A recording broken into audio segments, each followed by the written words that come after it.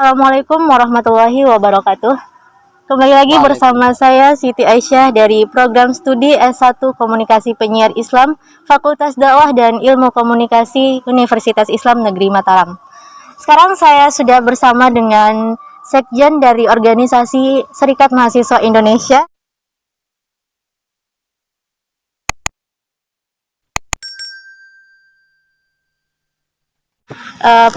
Pada video kali ini saya akan mewawancarai Sekjen dari organisasi SMI tentang beberapa pertanyaan terkait dengan seputar organisasi Serikat Mahasiswa Indonesia.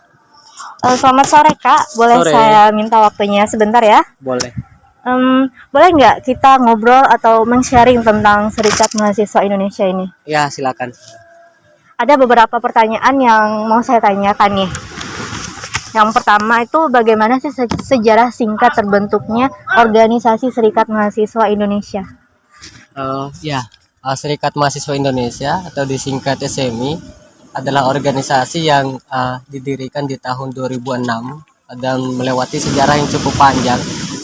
Nah, terutama di sebelum pembangunannya SMI mulai membangun Komite Pendidikan Bersama Indonesia sebagai cikal bakal pembentukan persatuan mahasiswa pasca gerakan reformasi. Nah, sehingga di tahun 2006 tepatnya tanggal 15 sampai tanggal 18 Agustus SMI mendeklarasikan diri menjadi organisasi nasional yang didirikan oleh 11 kota, yang salah satunya adalah kota Mataram, kemudian Surabaya, Jakarta, dan beberapa daerah di wilayah Sumatera.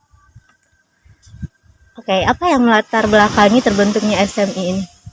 Ya, pertama latar belakangnya cukup panjang, terutama sebagai integrasi gerakan mahasiswa, organisasi mahasiswa yang secara pokok-pokok perjuangan terutama melihat situasi pendidikan. Nah, sistem pendidikan nasional yang rumit dan problemnya terlalu ruwet secara sistemik, maka SMI sebenarnya hadir adalah bagaimana untuk perjuangan lebih lanjut terkait dengan penerapan sistem pendidikan Indonesia yang lebih utuh. Oke, organisasi SMI itu kan logonya itu berbentuk bintang berigi ya? Iya. Nah, boleh dijelasin arti dari bintang berigi itu? Ya, di logonya itu bintang itu melambangkan cita-cita yang digantungkan di atas langit.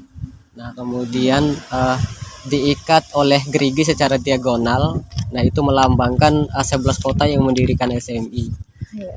Nah, untuk lambangnya sebenarnya lambang dasarnya itu adalah putih sebagai makna melambangkan kesucian dalam berjuang.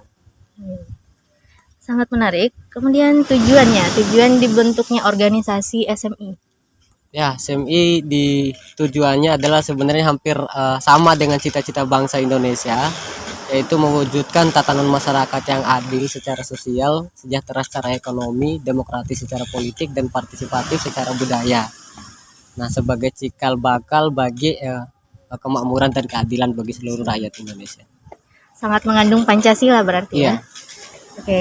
Kemudian pertanyaan selanjutnya itu organisasi SMI itu sendiri bergerak di bidang apa aja?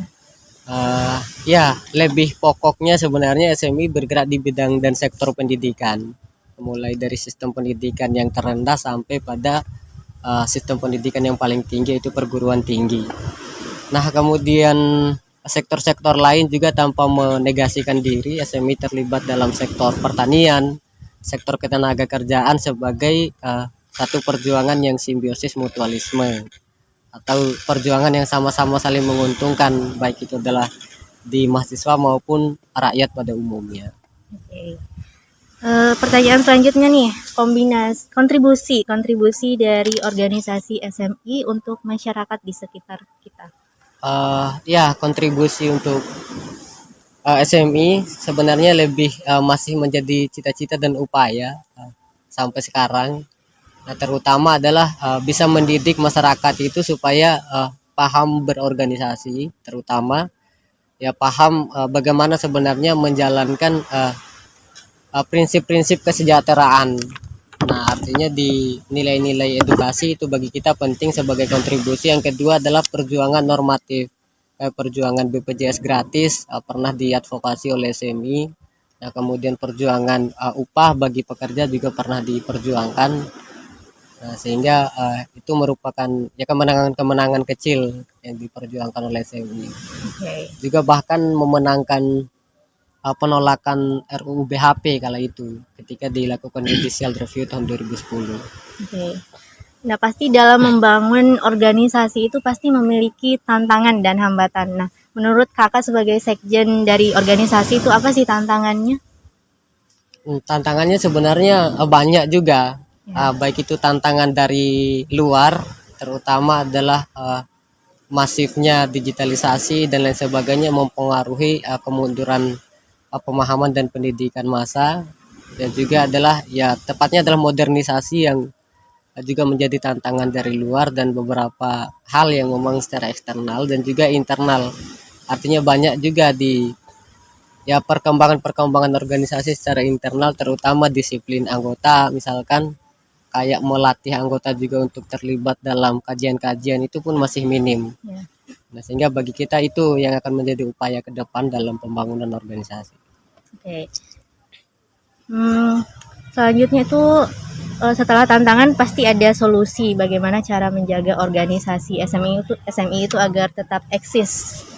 Gimana itu? Ya, gambaran kita memang itu penting. Ya. Nah, karena eksis di tengah situasi sekarang, kami tampil itu adalah berperan itu adalah menggunakan media massa juga sebagai salah satu upaya untuk memunculkan pandangan-pandangan, gagasan-gagasan. Yang kedua adalah lewat programatik atau program-program yang kemudian bermanfaat untuk kepentingan sosial, untuk kepentingan mahasiswa, terutama adalah kajian-kajian, nah kemudian diskusi-diskusi, nah terlibat dalam kerja-kerja organisasi lainnya bersama organisasi rakyat juga menjadi upaya yang masih kami kerjakan hari ini. Kalau organisasi SMI itu ada berapa cabang? Apakah di setiap daerah itu SMI ada atau gimana? Iya, sejauh ini memang SMI masih di 33 provinsi ya, 34 itu masih terintegrasi itu 24 cabang. Itu yang dihitung itu berada di kabupaten dan kota Indonesia. Cuman beberapa wilayah memang yang masih belum ada SMI-nya kayak Bali dan lain-lain. Oke. Sangat luas berarti ya. Iya. Oke, pertanyaan terakhir saya, persyaratan untuk masuk organisasi SMI itu apa aja? Syarat untuk masuk ke SMI itu secara formal memang yang penting dia adalah mahasiswa yang aktif, baik semesternya semester 1 sampai semester akhir, yang kemudian tanpa dilatar belakangi oleh agama, suku, perbedaan dan lain sebagainya. Tapi secara persiapan kita syaratnya menyiapkan rute prakondisi, artinya melatih mahasiswa itu dengan belajar berdiskusi, belajar menyampaikan pikiran, belajar menyampaikan gagasan-gagasannya. Nah, lewat prakondisi itu sebagai cikal bakal pengintegrasian menjadi anggota. Nanti secara formal mungkin nanti di kepanitiaan yang akan memverifikasi untuk dia sebagai anggota. Oke.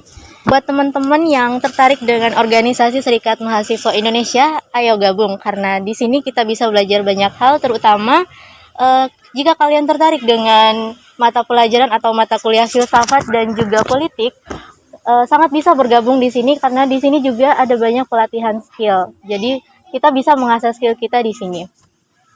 Oke, terima kasih banyak Kak sudah men-sharing tentang Serikat Mahasiswa Indonesia. Semoga organisasi SMI maju terus dan jaya terus. Sekian wawancara saya tentang seputar organisasi Serikat Mahasiswa Indonesia. Wassalamualaikum warahmatullahi wabarakatuh. Waalaikumsalam.